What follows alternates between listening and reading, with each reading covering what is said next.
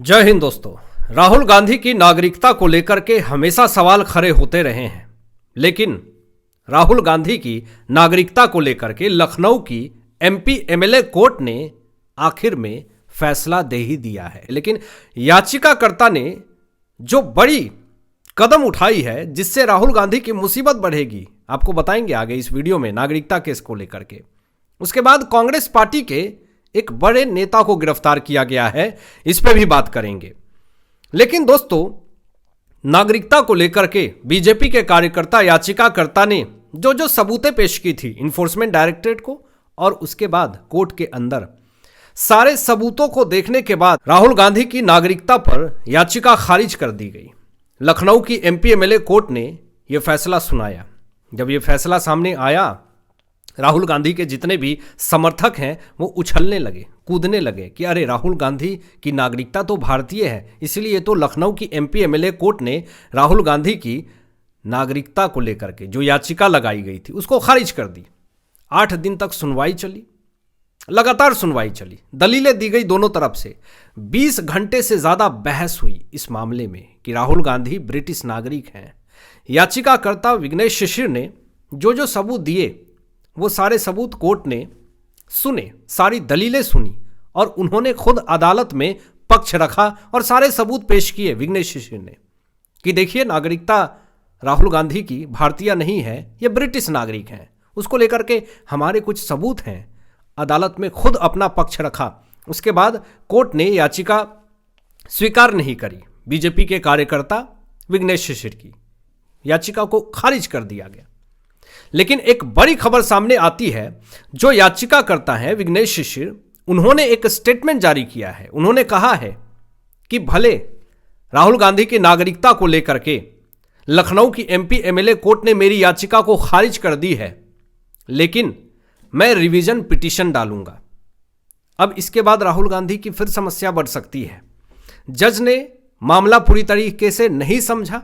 याचिकाकर्ता विघ्नेश शिशिर ने यह आरोप लगाया कि जो चीजें मैं समझाना चाहता था जज साहब को, वो अच्छे से नहीं समझ पाए, इसीलिए लखनऊ की एमपी एमएलए कोर्ट ने राहुल गांधी की नागरिकता पर याचिका को खारिज कर दिया गया।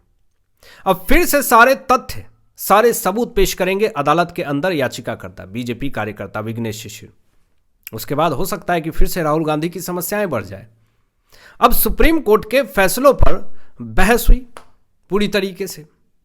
कानूनी उदाहरण और साक्ष्य रखे गए राहुल गांधी की नागरिकता पे। कुल 45 एनेक्स्चर जमा किए गए। 310 पत्रों का रिकॉर्ड कोर्ट में गया और अंतिम निर्णय के लिए सब दस्तावेज रखे गए। इसके बाद भी लखनऊ की एमपी एमएलए कोर्ट ने विघ्नेश शिशिर की याचिकाकर्ता की खारिज कर दी राहुल गांधी की नागरिकता केस पर। लेकिन कोई फर्क नहीं पड़ता है। याचिकाकर्ता ने फिर से आगे की कार्रवाई शुरू कर दी है।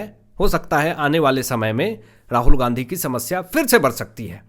दूसरी चीज कि वो राहुल गांधी जो हमेशा दूसरे पार्टी के ऊपर ये आरोप लगाते हैं, चलिए दूसरे पार्टी की बात छोड़िए, बीजेपी के नेताओं के ऊपर आरोप लगाते हैं कि हमारे पार्टी के नेता को ही गिरफ्तार किया जाता है, टारगेट किया जाता है। कभी ये मध्य प्रदेश चले जाते हैं, कभी महाराष्ट्र चले जाते हैं, कभी असम चले जाते हैं।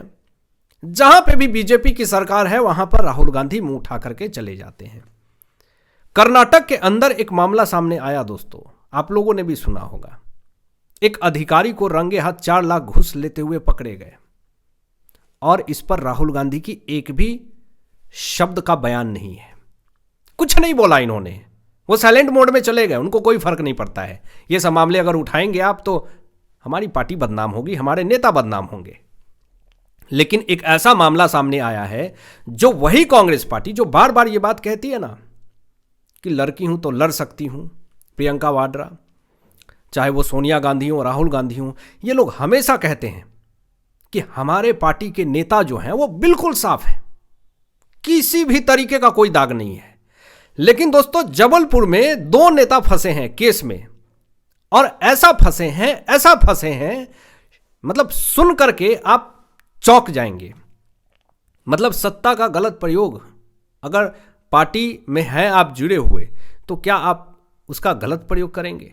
लेकिन उससे भी शर्म की बात यह है कि इस पर कांग्रेस पार्टी की चुप्पी बहुत सारे सवालों को खड़ा करती है। देखिए जरा रिपोर्ट आप कि जो जबलपुर में दो नेता फंसे हुए हैं, ये युवा कांग्रेस से जुड़े हुए हैं। दोनों नेता कांग्रेस पार्टी से जुड़े हुए हैं, ये दोनों नेता।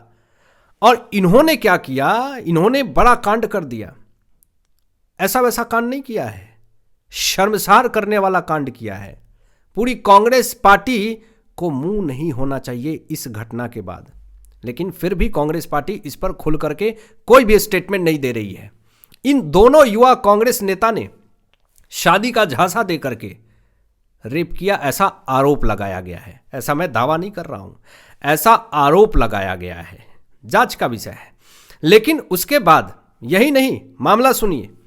एक आरोपी को पुलिस द्वारा गिरफ्तार कर लिया गया, जो युवा कांग्रेस नेता है, उसको तुरंत दबोच लिया गया, जो शादी के लिए झांसा देकर के रेप किया। और दूसरा आरोपी अभी तक फरार है। अब कुछ लोग कहेंगे कि भाई ये मामला गलत है, हो सकता है बीजेपी बदनाम कर रही हो कांग्रेस पार्टी को। जब बीजेपी बदनाम कर रही होती तो फिर वो जो युवा कांग्रेस नेता है वो फरार क्यों हुआ, वो भागा क्यों, अगर उसके ऊपर आरोप लगाए गए तो? पहला चीज। दूसरी चीज कि जिस युवा कांग्रेस नेता को गिरफ्तार किया गया उसके ऊपर आरोप लगे हैं, तब तो वो गिरफ्तार हुआ। अब आगे सुनिए कि जो मामला है वो लॉर्डगंज थाने से जुड़ा हुआ है। वहां पर थाने में दर्ज हो गया है मामला। पीड़िता ने शिकायत देकर के केस शुरू कर दिया। जो प्रदेश सचिव ऋषभ मिश्रा हैं उनके ऊपर आरोप लगाया गया और राजनीति में बड़ा हंगामा मच गया है। इससे मध्य प्रदेश की सियासत फिर से गर्म हो गई है। कांग्रेस पार्टी से तीखे तीखे सवाल पूछे जा रहे हैं कि इस पर कांग्रेस पार्टी के जो मुखिया हैं उनका स्टेटमेंट क्यों नहीं आता है। वो कांग्रेस पार्टी जो हमेशा ये कहती है, चीखती है, चिल्लाती है, बार बार लोगों को ये कहती है कि देखिए भारत देश के अंदर लोकतंत्र खतरे में है, देखिए भारत देश के अंदर संविधान बदल दिया जाएगा। लेकिन आज वही जनता उनसे पूछ रही है, वही कांग्रेस पार्टी के मेन मुखिया से पूछ रही है कि आखिर क्यों कांग्रेस के युवा नेता शादी का झांसा देकर के रेप कर रहे हैं। क्या इस पर राहुल गांधी की चुप्पी बहुत सारे सवालों को खड़ा नहीं करती है? यह सबसे बड़ा सवाल है दोस्तों। भारत की लोकतंत्र के ऊपर हमला करने वाले कांग्रेस पार्टी के दिग्गज नेताओं से आज यह सवाल पूछा जा रहा है कि आखिर आप इस पर एक भी टिप्पणी क्यों नहीं कर रहे हैं। आखिर सुप्रिया श्रीनेत, पवन खेरा, मल्लिकार्जुन खड़गे, प्रियंका वाड्रा, सोनिया गांधी, राहुल गांधी, ये तमाम लोग आखिर क्यों चुप हैं? जब युवा कांग्रेस नेता ने शादी का झांसा देकर के उस के साथ गलत काम कर दिया तो इस पर चुप्पी क्यों है? कुछ तो बोलना पड़ेगा, यहां पर कुछ तो बयान देना पड़ेगा। कांग्रेस पार्टी चारों तरफ से घिर गई है और आने वाले समय में कांग्रेस पार्टी के ऊपर और भी बड़े बड़े प्रहार होने वाले हैं। आपकी क्या सोच है इन तमाम विषयों पे? अपनी विचार व्यक्त कीजिएगा। मिलते हैं लेटेस्ट ब्रेकिंग एनालिसिस के बाद। तब तक अपना ध्यान रखें, ख्याल रखें। सत्यमेव जयते। जय हिंद।